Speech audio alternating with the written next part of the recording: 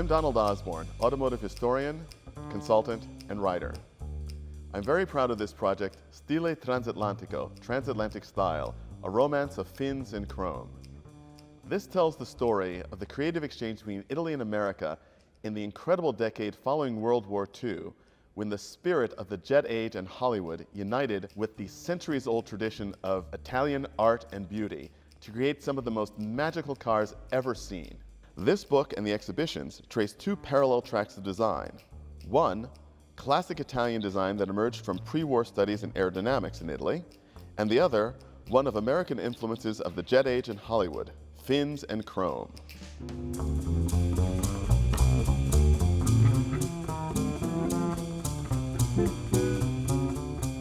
We're shooting today some cars from the collection of Larry Auriana.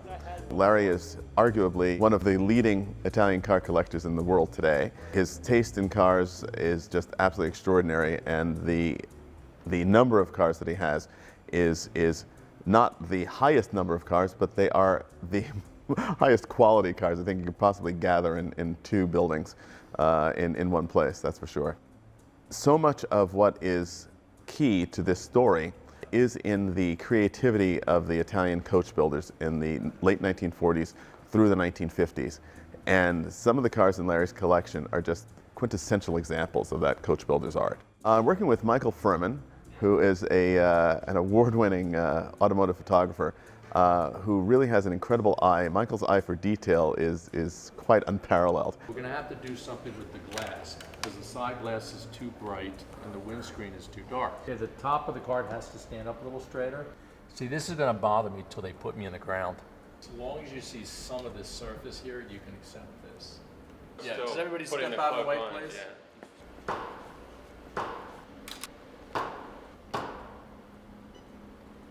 This has me nervous, because when it starts doing stuff like this, that's a problem.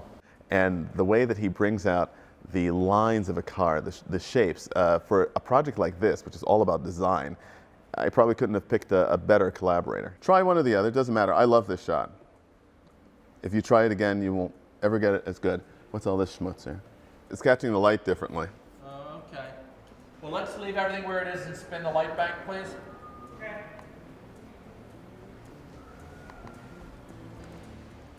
Okay, stop there. And everybody goes over the car more. It's a very nice picture. Very pretty car. What, and you tell me, what I saw in this, with that particular, the light coming down here, less light on the back, it emphasizes the front more. Here I'm getting lots of this in the car, which I really don't want to see. Okay. Does that make any sense? No, I understand. Yeah. I just look like I'm not listening. The theme of the book is transatlantic style, so it's looking for American influences in Italian cars and Italian influences in American cars. And the four cars from Larry's collection that we're shooting in this session are two Maseratis and two Cisitalias. And the Cisitalia is certainly viewed as one of the quintessential Italian post-war designs. Giovanni Savanuzzi, a brilliant aerodynamicist, created the basic shape of the Cisitalia 202, and we're seeing the essence of that shape in the car that we're shooting right now, the 1947 Cisitalia Aerodinamica. Savanuzzi did a lot of work at the Turin Polytechnic before the war and after the war in their wind tunnel, really pioneering work to try to find out what makes shapes go faster for sports racing cars. And his basic shape was then refined by Pininfarina for the Cisitalia 202 Grand Sport, which of course is one of the cars featured in the very famous Museum of Modern Art 8 Automobiles exhibition in 1951. And to this day has just remained sort of the essence of what clean, elegant, simple Italian style is. So both those cars obviously had to be a part of this project. Interestingly enough, you'll also see in the book that while the Cisitalia is certainly quintessential Italian design, many of the elements, the waterfall grille, the portholes, actually had some influence from pre-war designs, specifically the Y Job of Harley Earl for General Motors in 1938. And looking at that car and looking at some of the aerodynamic studies of the late 30s in Italy from Pininfarina and Bertone. The Maseratis are two of my favorite cars on the planet. A 1955 A6 2000 Frua Coupe. And the front of this car has a very exuberant, very bold chrome grille, which is incredibly similar to that of the 1955-1956 Chrysler 300C and Imperial Coupe. Virgil Exner of Chrysler was doing a lot of work in Italy in the early 50s, and a lot of the designs he brought over and the work he did with the Italian stylists really resonated, and they adapted and adopted some of those design cues in their cars, and this is a great example of that. The other Maserati is the 5000 GT, the car of kings, an extraordinary GT car with the heart of a Maserati 450S racing car, which is an extraordinary thing in and of itself. But the 5000 GT also shows the transatlantic influence. The grille is just pure American jukebox. It's absolutely wonderful. It's this very extravagant, very, very bold chrome, flat chrome grid that, combined with the very soft, organic shapes of the car, really make a great contrast and really illustrate this point of this creative exchange between Italy and America. In addition to the Auriana collection, a number of important vehicles were shot from the collections of the Black Hawk Museums in Danville, California, and that of Corrado Lopresto in Milan, Italy.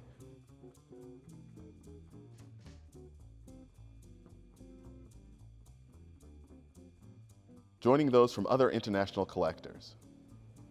Stile Transatlantico transatlantic style features the iconic work of legends of design, including Harley Earl, Giovanni Michelotti, Virgil Exner, Luigi Segre, Franco Scaglione, Gianpaolo Boano, Dave Halls, and Battista Pininfarina.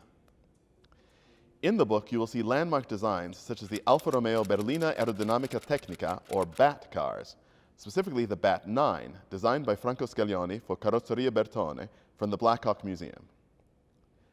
And, thanks to access to the family archive of the first freelance stylist and inventor Mario Ravelli di Beaumont, through the collection Lopresto, we have been given the chance to reveal for the first time anywhere the fascinating story of this brilliant designer's work in Detroit for General Motors in the 1950s, and how it led to one of the most important and influential mid-50s Italian designs, the Lancia Florida by Carrozzeria Pininfarina.